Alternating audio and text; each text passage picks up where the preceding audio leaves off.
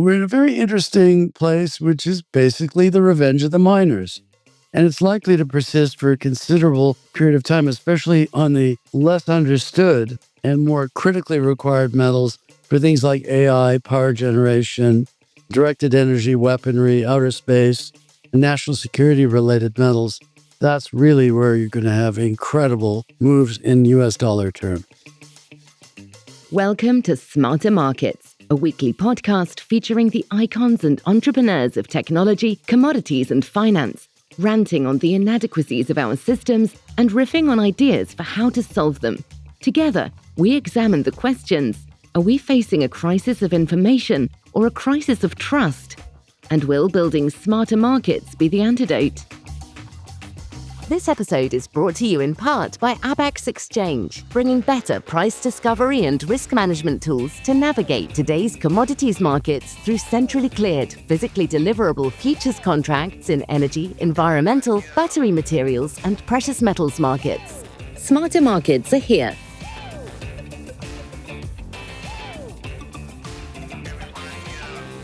Welcome back to Setting Course 2026 on Smarter Markets. I'm Dave Greely, Chief Economist at Abax Technologies. Before we get started, I'd like to thank you for listening to Smarter Markets. And if you would like to join Abax in building smarter markets, I'd like to share with you that Abax Exchange is currently expanding its global sales team and scaling its market operations, business development, and legal teams in Singapore. To view open roles and apply, you can visit www.abax.exchange. Today, we are bringing you part one of a two-part conversation with our guests Robert Friedland and Jeff Currie.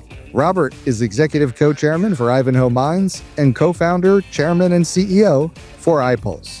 Jeff Currie is Chief Strategy Officer of Energy Pathways at Carlyle. We'll be discussing what's happening at Davos, what the revenge of the miners and the real economy means for copper and other commodity prices, and the other big themes that Jeff is seeing for 2026 and beyond. It's great to have you both here for this special two-part episode of Smarter Markets. Robert, you're joining us from Davos and the World Economic Forum, so I got to ask, what's happening? It's a beautiful sunny day, and the place is like Disneyland. It's absolutely packed. The security is beyond belief. The President of the United States is speaking as we speak. I was just over in the main hall. I got an entry ticket courtesy of the Swiss government, standing room only, even in the TV waiting rooms. And I left that convocation for the president to speak to get to a little Airbnb apartment we have here in order to join Jeff Currie and your kind self, David, for this incredibly important podcast. It's a very high honor, Robert. We always appreciate your time. I'm curious, what message did you want to bring to the participants at Davos this year? Oh, the central theme is critical raw materials. And of course, the president is talking about the state of the United States economy. And Greenland is on everybody's mind, which has a vague potential sort of mental connection to critical raw materials. But I would say one of the really great themes here is whether the rules-based order under which the world is run is changing or not, and if so, how, and what relationship that has to supply chain issues. And 5 years ago, the price of oil was about the same as it is today. But in that 5 years, the copper price, the gold price, the platinum, palladium price have all risen dramatically against oil, and of course, the US dollar. So everybody's wondering where we're headed next. And the president just said he was expecting 5.4% economic growth in the fourth quarter in the U.S., which makes one wonder why we're looking for lower interest rates. But this is a financially savvy crowd. This is the third appearance of the president here in Europe, in the heart of Europe. And it is literally standing room only. I've never seen it so packed. And every time you turn around, it's a weird experience. You're seeing somebody very famous. And Jeff, you're sitting in London today. I'll make you the spokesperson for Europe. What's the word on the street in Europe relative to President Trump in Greenland and a lot of the tensions that are being expressed in Davos? I think for the first time, you're really beginning to see Europe coalesce around, drawing a red line in the sand against Trump making against the previous appeasement's probably the best way to phrase it. And it was Macron or even Starmer, where we've seen a coordinated response. And I've said this before: is this is the only thing that's ever going to make the EU work is an existential crisis. And if this cannot do it and create a level of cooperation across these governments and start to see some of that regulatory bureaucracy be broken down to create a unified approach, I don't know what will. And so far, it's moving in the right direction. I think it's talked about in the past. I'm very bullish on Europe because I think that the military spend at 5% of GDP across the board is going to create a capex boom in this part of the world on par with what we saw with China in the 2000s. So it cannot be ignored. But the biggest pushback everybody says is the lack of coordination. They go, I hear you, I believe it. However, I don't think it'll be executable because Europeans can't cooperate. And I think these recent events are that existential crisis that's going to create that cooperation. And this is a great topic to bring you both in on. So I know, Jeff, you've been talking with us in the past and continue about the potential for a military buildup in Europe and what that would mean. Robert, you've talked about why are we diverting the critical metals, minerals that we need into military applications. How do you see those two things coming together? Maybe I'll turn to you, Robert. I think we've been talking about the coming revenge of the miners for at least 10 years. But this has to be broken down between upstream mining and the great central piece of that, smelting, refining, and turning the ores in the crust of the earth into finished metal. And this is something that we're beginning to realize we lost in the West. And we're beginning to realize the profound vulnerabilities as we sleptwalk through at least 6 administrations. In recent days, China has cut off virtually all raw materials to Japan, in that they were quite unhappy with a few unfortunate remarks made by the new Japanese prime minister. And I think it's very clear now we've gone from an integrated just-in-time economy to a just-in-case economy, and everybody's scrambling to secure their supply chain, and everybody's realizing that this really has a direct connection to national security and military matters. I think we're at a Vujade phenomenon, the overwhelming feeling none of this has ever happened before. It's a sudden intensification of all of the trends that we've been talking about.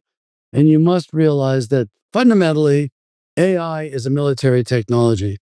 Although a lot of its uses get bled into pornography or baser instincts, at its very core, AI is a military technology.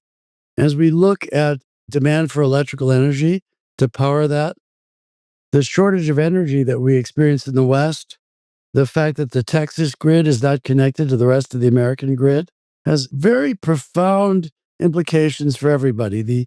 Both Koreans are militarizing, Japan is militarizing, Taiwan's turning into a big porcupine. The Chinese, you know what they're doing.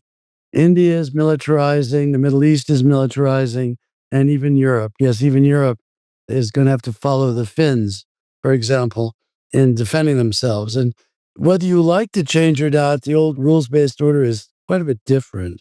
And you can see the way people are playing this. As we're talking, gold and silver are at nominal all-time highs. Copper's flirting constantly with all-time highs.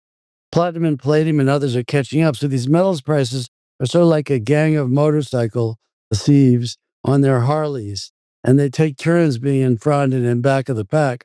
But these metals are all moving more or less in the same direction. And at the same time, hydrocarbon is kind of snoring. It's not making a big move because I think there's ample hydrocarbon in the United States. The United States is swimming in hydrocarbon even without grabbing Venezuelan crude. And so we're in a very interesting place, which is basically the revenge of the miners. And it's likely to persist for a considerable period of time, especially on the less understood and more critically required metals for things like AI, power generation, directed energy, weaponry, outer space, and national security related metals that's really where you're going to have incredible moves in US dollar term. Robert, you've been talking about the revenge of the miners for a number of years. Jeff, you've been talking about the next big commodity cycle. And now, as you said, Robert, we're sitting in a world where we're starting to see the strain that electrification is putting on commodity supplies, in particular copper. You've got copper setting new record highs above $13,000 a metric ton. Like, is the future now? Has copper's time come? Are we now living in the revenge of the miners instead of expecting it down the road? What do you think about that, Jeff? Not yet. Not even coming yet, Robert? Not yet. On the metal side, I think we're there. I think we are in that commodity super cycle that we forecasted to start in October of 2020. Take a line of copper and draw a straight line over that 5 years. And yeah, it was a big upward blip during the Russian invasion of Ukraine. Take that out, it's just a straight line. We were trading $5,000 a ton in that era, and we had a $15,000 ton on a 5 year target. We're 13,003 or 400 or wherever we peaked out, which is not too far off the target. So I think we are in that commodity super cycle. I think the one thing that's going to turbocharge it, kind of like what the Russian invasion did, is I think the point that Robert just brought out, the just in case inventories. It's hoarding. Let's call it hoarding for a better term.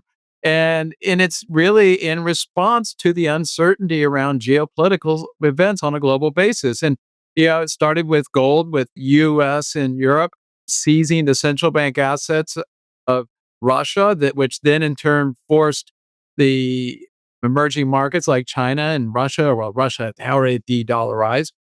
And so you're buying gold to hoard it to protect yourself against sanctions around the dollar.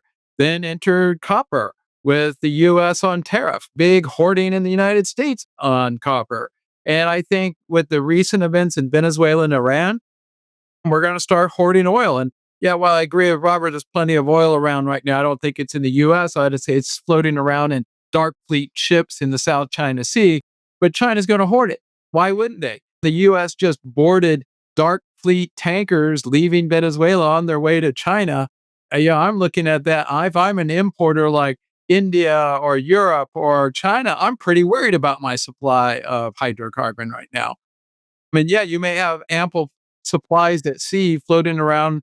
Let's remind you, everybody, those barrels that are that surplus in that oil at sea are sitting on Chinese ships, Chinese and Russian ships. They're Chinese insurance, they're Chinese payment systems. For all practical purpose, those are Chinese barrels. But I think the key point that Robert made is this thing's entering a new phase, that we're going into the hoarding phase, which I think could put a lot of upward pressure across the entire commodity complex because your supply chains are now vulnerable. What do you think, Robert? So I love having Jeff on the line, and I'm going to give you a slightly different view. I think we're still in the foothills of the Himalayas and what's going to happen compared to 5 years from now. And I'm not hyper bullish at the moment on any of these metals. I think China, apart from their high technology sector, is remarkably weak economically. And their demographics are really poor. And demographics are bad in Japan and bad in Korea. So I think for the moment, $5.50, $6 copper is adequately supported by some degree of hoarding and some degree of fear of a dramatic increase in dollar weakness. When the president starts interviewing members of the Federal Reserve Board based on their willingness to cut interest rates another 2 or 3%, and yet he's talking about 5% economic growth in the fourth quarter, it looks like the administration actually wants to weaken the dollar to increase our competitiveness. So once you start fiddling with weakening your currency, we saw what happened in Turkey. It wasn't pretty. And so since the measuring instrument is the United States dollar, although I think there's been an adequate move in copper at the moment, I think if you go about 5 years out, when we get into a structural deficit in copper, it hasn't really started yet. We're close to a balanced market at the moment in copper, close enough for government work. There may be a modest deficit. Freeport had some problems in their mine. There was a small seismic event at Kamoa-Kakula.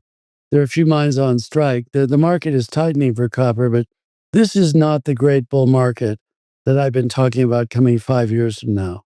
Now, what has happened is that a lot of people said, I'd like to buy metals because if you buy food, you get boll weevil or you get some kind of fungus. You can't store food for more than 2 or 3 years. But in my travels in the Middle East, and I'm talking about Qatar, Saudi Arabia, UAE, Bahrain, the interest in mining is super intense because they've been long hydrocarbon. They recognize that these metals came from the earth like their oil, and they're recognizing metals as an alternative currency that are rising against the dollar. But the supply demand balance for copper at the moment is not too bad, not too bad compared to what I think we're going to see at the end of the decade. We have real structural problems in mining copper all over the world. When we get into a real deficit market, that could really get psychedelic because there's so much loose money sloshing around in things like Bitcoin.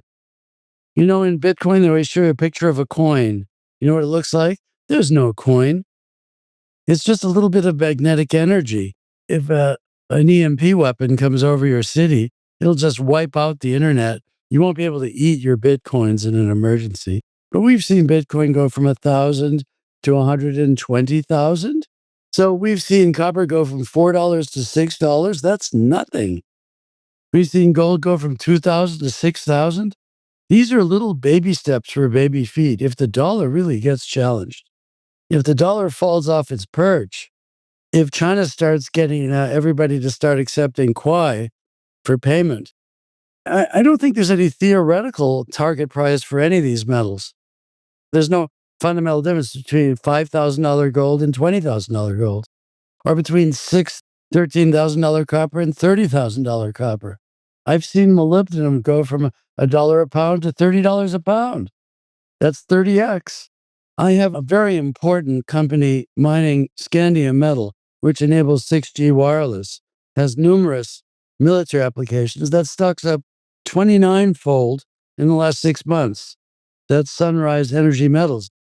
We made an agreement to sell metal to Lockheed so they can build fighter jets. Now, when you start getting into a militarized atmosphere and you need some of these critical metals, priced in dollars, there's no theoretical limit. You remember the Pentagon was famous for their $80 million toilet seats in the old days? If somebody's coming at you with a bullet and they're going to kill you, let's say it's a hypersonic missile, you throw NPV models out the window. You either have the metals to build your own hypersonic missile or you're dead.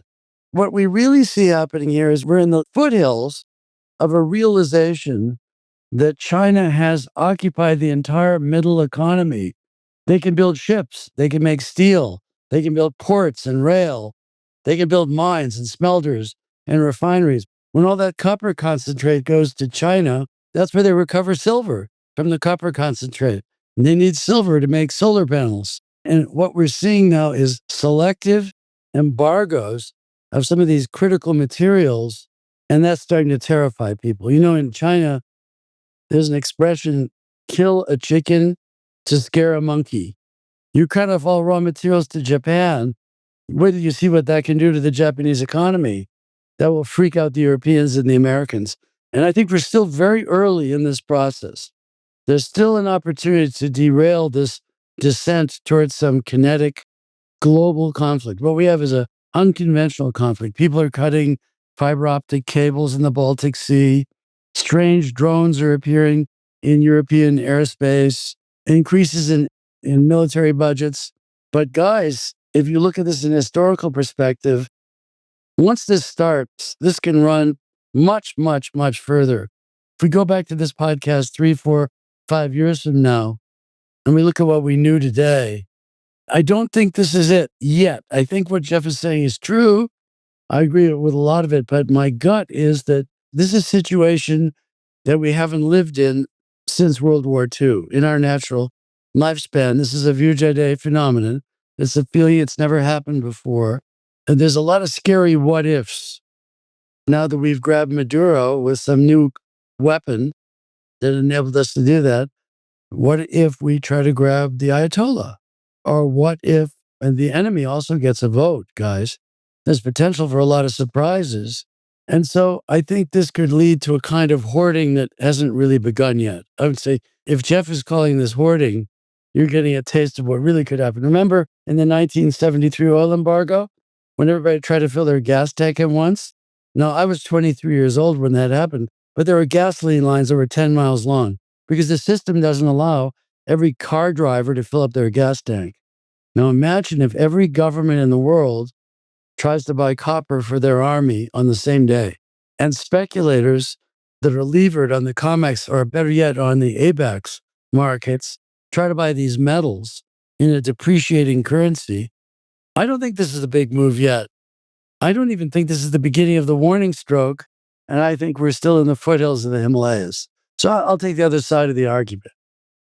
I'll give you a rebuttal to the rebuttal, Jeff, and then I want to come back to something you both mentioned earlier.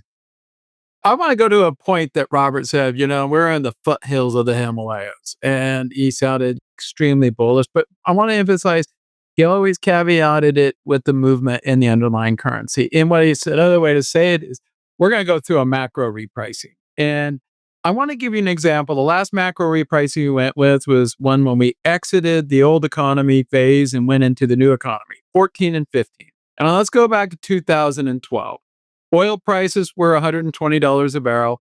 And if you took in fact, this is it was a private equity pitch book for an oil asset sitting in Canada in 2012. They priced it at $110 barrel strip on oil. The IRR of that asset was 25%. So remember 25% in 2012. Fast forward to 2016. Oil is now at $40 a barrel versus 120. What do you think the IRR was on that exact same asset at $40 oil from 25%? The answer is 19%. It didn't go down that much. Why? Because the Canadian dollar repriced wages.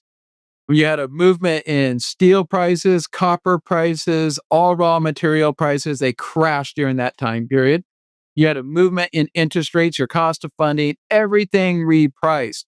What happened was the world no longer liked real assets and wanted financial assets, or the new economy wanted the Googles of the world. It didn't know it in 2012. It knew it in 2016, but it was a violent process. The other time we saw that repricing was between 2002 and 2004, and it went the other direction. We're going into one of those. If I put the probability I think of this happening on our bingo card in 2026 or 2027, I think is incredibly high. And so, so when Robert throws out these numbers, how can it possibly be that copper goes to $35,000 a ton or something like that? It's because the entire underlying cost structure of the entire old economy, everything from energy to other inputs, they're all going to reprice. Currencies are going to have to reprice. Everything reprices. I think we're going to go into one of these. And what is the catalyst that causes it? I don't know. What was the catalyst that caused it in 2014? It was a combination of weakness in China, creating a downward draft in metals that was compounded by the shale revolution and the price war with Saudi. This time around, I could concoct a story where it begins with something causes panic in the interest rates, and the 10-year curve spikes up to somewhere around 7 or 8%. People freak out about financial markets. Your AI comes tumbling down. They're going to turn to what? They're going to turn to hard assets, real assets. And I want to one up Robert on being bullish. Let me just put this in context about what he says about the foothills of the Himalayas. Is financial markets since 2014 are up 3.5 times versus commodities. Let's take copper was at 9,000. It's at 13,000.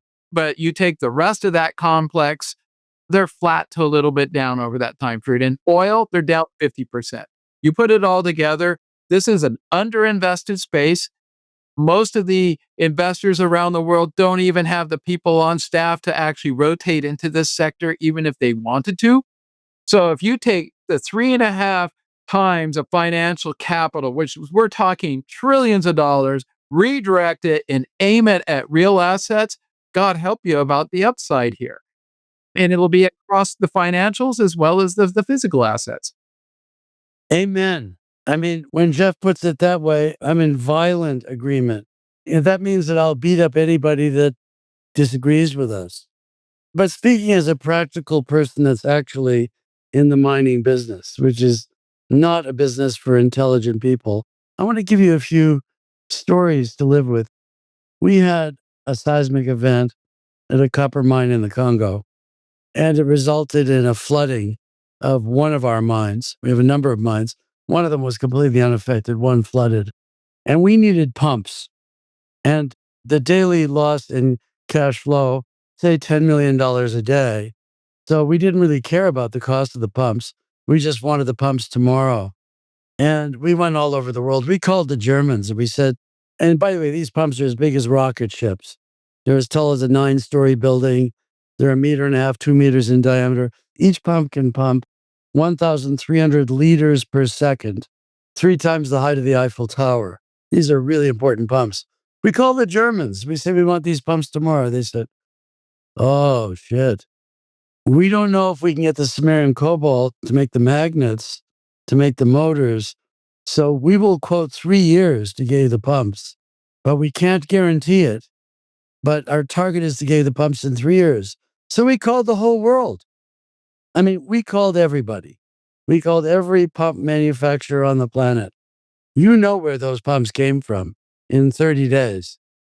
China, manufactured in 30 days and delivered in great big aircraft in another 30 days. And we pumped that mine largely dry, but thank God we had a relationship with our Chinese partners because they're buying copper from us. Their system wants the metal. They reacted. And in this case, we have to take our hats off to our Chinese partners who came to the forefront to get that mine pumped dry. Now, heaven forbid you're a non-Chinese company and you want to get those parts today. I always refer to that first rap song, which was Bob Dylan. He was named Robert Zimmerman at the beginning, and the song was Subterranean Homesick Blues. There are two great lines in that song. I've urged you to play it again. One is, you don't need a weatherman to know the way the wind blows. And the last line in the song was, the pump won't work because the vandals took the handle. And where we are now is that our system has completely broken down on the ability to build anything meaningful because we financialized the American economy. We don't build nuclear power plants anymore. We don't build ships. America's shipbuilding capacity is less than 2% of China's shipbuilding capacity. We don't have high strength steel in the United States. We make steel by recycling automobiles. We crush them and put them in an electric arc furnace. That steel is too brittle to build a ship or a nuclear power plant. So we have just hollowed out, by financializing the world, our entire economy, and it's poised to collapse. It's like the roadrunner going off the cliff and finally looking down. We've sleptwalked through about 6 administrations where we just can't build ships. We can't build railroads. I mean, that high-speed railroad in California, they've been trying to build it for 20 years. They're up to $138 billion. And so I think what's happened is that we live in this bullshit financial world where I sell you silver for $40 an ounce on the LME. And once you find out it's not really deliverable, we find out that the physical price of silver is very different than the financially shorted silver on paper.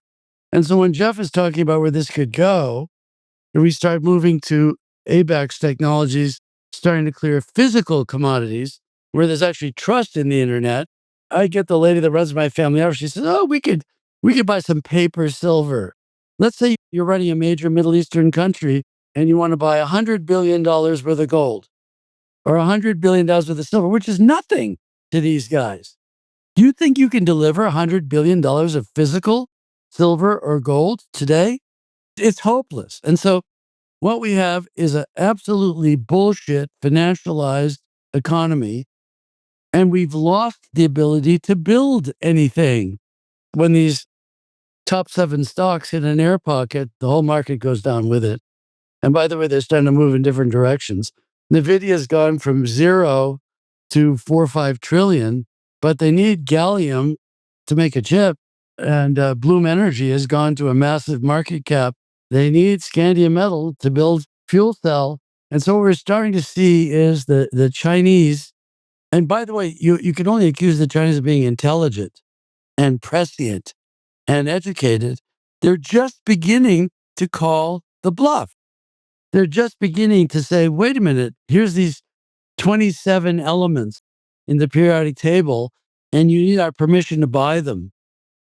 If you want to buy one of these elements for China now, you have to show your blueprints to the Chinese government, and you have to explain why it's not dual use technology.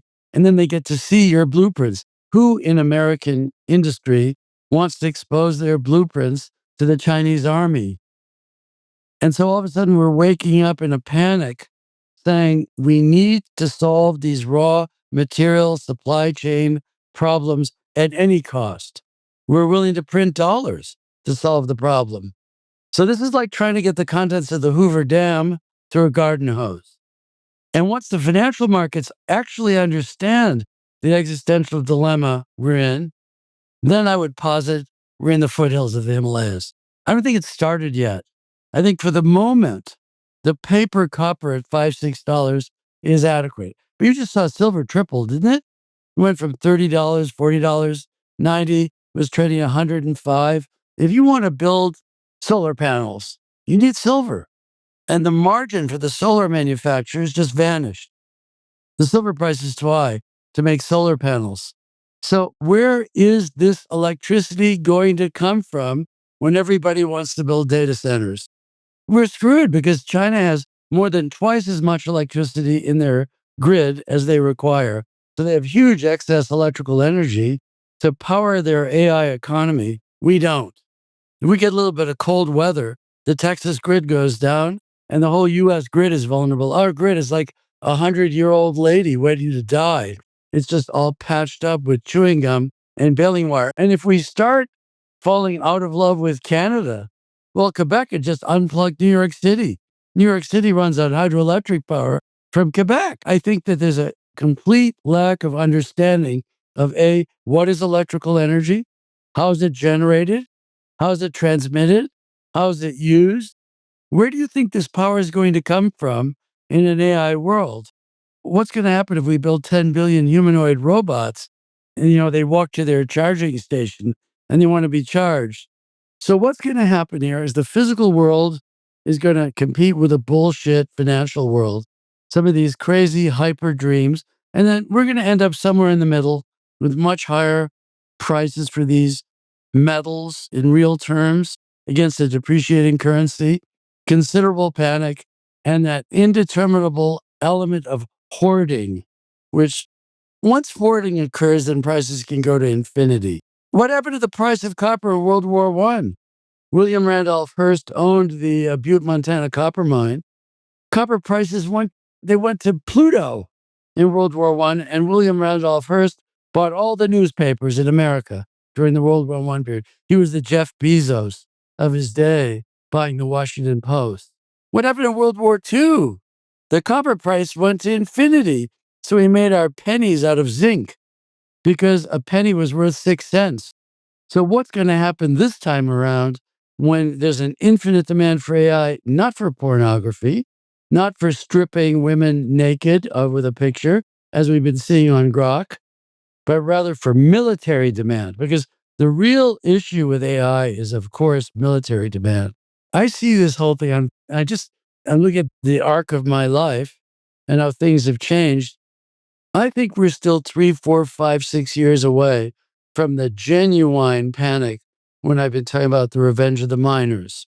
But I agree with everything Jeff's saying. How do you measure greed? How do you measure panic? How do you measure the hoarding instinct for something real as opposed to paper dollars? Now, let's say you live in Japan.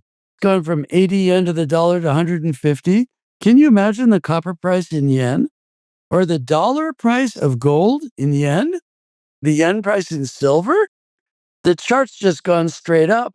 The Japanese people can't afford to buy silver or gold or copper all of a sudden. And Japan's competing with Korea for those metals, and India, and China, and Europe. And what about the stupid Germans? They shut down their nuclear power plants? Have you seen the power prices in Germany? How about electricity prices in California? I have two homes in Santa Barbara in that area. We're paying 38 cents a kilowatt hour for domestic power in California right now. So, what is that price going to be at lower interest rates when we add AI to the economy? What is the appropriate price for silver or copper or gold, which conduct electrical energy? I think we're just in the early, low, little rounded foothills of the Himalayas. Well, and I'd love to bring you in, Jeff, because last week we had your friend and colleague Arjun Murti on the podcast, and he was talking about we're at the start of an electrical power super cycle. And I was curious, like, how you're thinking about kind of an electricity, a power-driven cycle, and what sort of an investment cycle may we be looking at here? And how would maybe that be different from kind of the oil cycles of the past? I don't put any distinction between the oil cycle and the power cycle and the rest of them. There's three main drivers we identified in 2020 driving this one, and they're all turbocharged. Driver number one was, call it deglobalization, war on free trade, whatever you want to call it. That's everything Robert's been talking about. It leads to hoardings, one, but it also leads to duplicate in supply chains and duplicate industrial bases, blah, blah, blah. Lots of demand for all types of commodity. Actually, copper will be king of that one. Then we go to the second driver, which is decarbonization. Probably call it electrification. I don't care what you want to call it. It was still the same thing. Electrification is turbocharged now with data centers. And I don't like the word green. You buy renewables in nukes, not because they're green, but because they're safe. Everybody has sunshine, everybody has wind, and and uranium is hard to disrupt. So for security reasons, the build out of renewables and nukes is exploding everywhere in the world, contrary to what anybody thinks. And by the way, best performing sectors last year in the commodity space were actually the green tech guys. So if everybody thinks green is dead, I don't like the word green, call it secure energy. That part, and copper's king there. I like to point out, instead of it saying electric super cycle, is copper is the new oil. It's the strategically most important commodity. It'll be the king of this cycle. So I don't want to call it that. Then the third one was redistribution, the need for the war on income inequality. That's turbocharged. Look what's going on in the US today. And the only way you appease in this, call it a K-shaped economy, is you got to have redistribution payments. And that just leads to more consumption from the lower income groups. So those three drivers are very much intact today as they were in 2020. The only thing I think that derailed it in 2022 is prices went too high too much, and we just scraped the pipe for every kind of supply we could get, particularly oil. In fact, think about the problems we have today.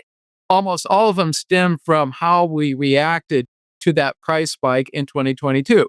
How did we get the new oil? You ignored Russia, you ignored Venezuela, you ignored Iran, and let them pump the oil. Uh-oh, we got a problem on our hands, particularly in Venezuela, in Russia, and you're clamping down. How did you solve the labor problem? Open up the floodgates on immigration. Bring them all in, get the wages down. Oh, we solved the inflation problem. Now we got an immigration problem that everybody's focused on. So all these problems we're focusing on today, Venezuela, Iran, immigration, all of these things, Russia, are a direct result of turning a blind eye and opening up the floodgates to deal with the spike in prices that you had. You're not replicating that this next time around. And I started, that's why we think this is a different commodity cycle. It's the same one. You're in it. I mean, like you point out, the one in the 2000s was really just three big price spikes. The one in the 70s was three big price spikes. Is this any different than what we've seen in the past? But I do want to go back to a point where I think it will be different, to Robert's point about we are as the financial world versus the physical world. And the way I like to divide it up, it is to asset light and asset heavy. 0% interest rates. Contrary to everybody thinking, oh, it's 0% interest rates, you're going to go on a CapEx bench. No, you're going to go buy pie in the sky stuff that's going to pay out 20, 30 years from now. You wanted asset light. You wanted the software. And why did they want the software? It was infinitely scalable at zero marginal cost. That was the argument then. And so you just piled into the asset light, starved the asset heavy. I mean, we didn't build ships. We didn't do anything because, hey, interest rates were basically zero from 2003 all the way to 2022, 2023. So for 20 plus years, we had 0% interest rates, and we piled too much money into these long duration assets. And so when people go, oh, interest rates are likely to go up, and by the way, a commodity super cycle is nothing other than a CapEx boom, a CapEx cycle. We're going into another one of these. And as we go in, interest rates are going to go higher. The higher interest rates are telling you, put the money into the ground. So I wholeheartedly believe with Robert's point about we haven't built anything, the physical world's the heavy asset. The one thing that's really different about this cycle is before, in the 1960s and 70s, asset light was Coca-Cola. It was a brand name. They had that same infinitely scalable at zero marginal cost. When LBJ was doing similar to Trump, pushing against Arthur Burns, keeping interest rates low, spending big in Vietnam and on the war on poverty. And he ended up creating that inflation boom we had in the 70s. But going into it, Coca-Cola was the king. It was that asset light. We're not building anything physical.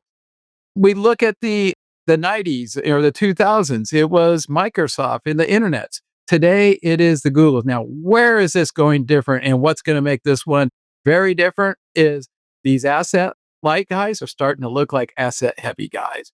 What are Amazon, Google, and the rest of them doing? They're putting steel in the ground. They're acting like they're Ivanhoe mines. They're doing something they have no capability or skill set in doing. Their multiples are in the 30s, 40s plus. Ask Robert what a multiple of a company that spends a lot of their cash flow and pumping it back into the ground is. It's nothing like that. These guys are going to get re-rated. They are, in fact, the numbers on these, they're like the shale guys in the 2013. Some of them are spending 150, 160% of cash flow. When you look at them on average, they used to spend 15% of cash flow. Today, they're spending 84% of cash flow. That is going to lead to them to looking, by the way, the oil majors, they learned their lesson. They're right now spending a 50%. I love the point is today we're worried about an oil supply glut and not an AI compute glut. AI compute, there is a price for AI compute. It's going straight down. We have a glut of this stuff. But I think the key message here is the asset light guys are doing something like we have never seen before. They're getting into the asset heavy business and they're still getting their multiple. But I would assume as they continue to do this, they're going to run out of copper. They're going to run into problems. And eventually, and I think what Robert says, when we know we're in this transition, is when those guys get re-rated and see they are now commodity producers. They're not the asset light software, infinitely scalable environment. So I think we're getting close to it. As I said before, I think it's in our bingo card in 2026 or 2027. We're getting up close to it happening. We hope you enjoyed part 1 of our 2-part conversation with Robert and Jeff. We'll be back next week with part 2, in which we'll pick up the conversation with why China is leading the way in this next commodity supercycle and why the rest of the world isn't positioned to catch up. We hope you'll join us. This episode is brought to you in part by Abax Exchange, bringing better price discovery and risk management tools to navigate today's commodities markets through centrally cleared, physically deliverable futures contracts in energy, environmental, battery materials, and precious metals markets. Smarter Markets are here. Contact sales at abax.exchange to get started. That concludes this week's episode of Smarter Markets by Abax. For episode transcripts and additional episode information, including research, editorial, and video content, please visit smartermarkets.media. Please help more people discover the podcast by leaving a review on Apple Podcast, Spotify, YouTube, or your favorite podcast platform. Smarter Markets is presented for informational and entertainment purposes only. The information presented on Smarter Markets should not be construed as investment advice. Always consult a licensed investment professional before making investment decisions. The views and opinions expressed on Smarter Markets are those of the participants and do not necessarily reflect those of the show's hosts or producer. Smarter Markets, its hosts, guests, employees, and producer, Abax Technologies, shall not be held liable for losses resulting from investment decisions based on informational viewpoints presented on Smarter Markets. Thank you for listening, and please join us again next week.